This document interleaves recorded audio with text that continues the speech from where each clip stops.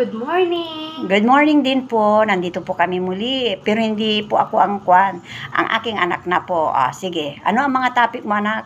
Tungkol po ito sa langis. So, ito po yung, pakita mo. Ito po yung mga ingredients natin for today.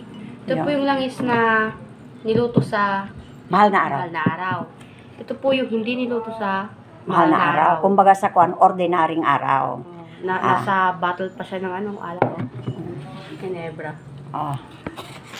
Sige. So, ito muna. Ang pag-uusapan natin ay tungkol po sa mga langis, kung ano po ang mga benepisyo. Di ba, ang langis ay ginagamit sa mga panghilot. Sige, sabi mo, anak. Sa mga panghilot, o kaya yung buhok. Yung pagmasahe sa mga katawan. At saka, pag malamig ang mga katawan, lalo na yung mga paa. Mga pilay. Mga pilay. Nilalagay sa mga dahon-dahon, tapal-tapal. Kaya, at alapan ba ninyo, nakita ninyo yung pinakita namin sa inyo noon, yung sa luya? Yung luya, ginisa sa langis. Kaya lang ito po, wag naman po yung makulit kayo. Sinabi na namin po na igisa ninyo po sa langis yung luya. Sige, tuloy natin. Ang tungkol po sa langis na yan, ang binigay na benepisyo kay Teresa tungkol po sa langis. Anong nangyari, anak, sa langis? Nung bata po ako, kunin mo yung cellphone mo. Ito po ako nung bata ka mo. Papakita ko po sa inyo yung bata ako. Kalbo po siya, kalbo. Yes, kalbo po ako. Ayan, hanggang sa... Pa po dito. Ayan. Teka, parang madilim siya. Huwag mo siya kung nagre-reflect doon sa araw. Ayan siya. Sandali. Nakikita ma? Hindi, may naman nagre-reflect sa araw. Iusog mo dito sa banda rito. Ayan! Yan po siya nung bata. Kalbo, hindi ho ba? Mag-1 taon na po siya dyan. Inborn kasi siya eh. Ito po siya. Ayan, kalbo talaga. Inborn po siya nung panahon. Sige, pag-usapan natin tungkol sa langis. Anong dahilan bakit dyan sa langis na yan, anak? Dito po, dahil dito sa langis, dito tumubo ang aking buhok. Kumapal siya. Kumapal siya.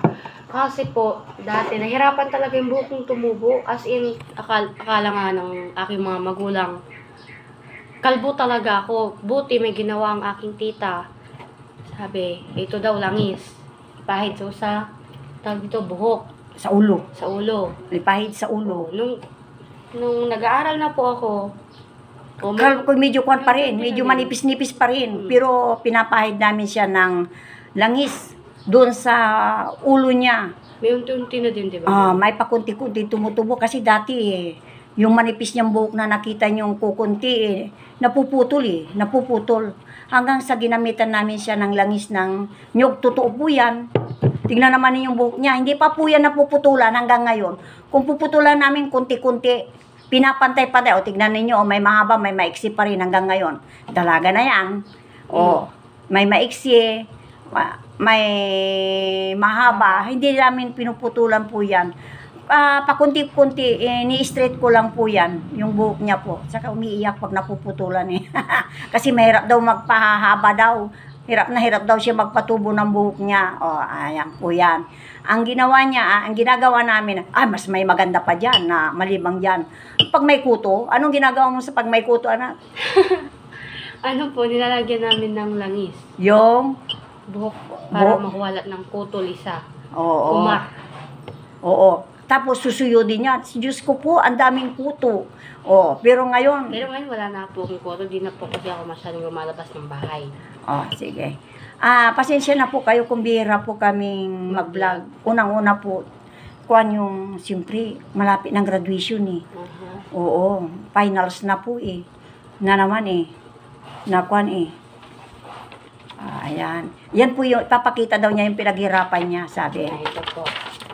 Kuhan mo siya dito, usog mo dito ng konti. Ayan. With honors po. Idikit mo ng konti dito para makita. Ayan. Doon sa bandaron. Ayan.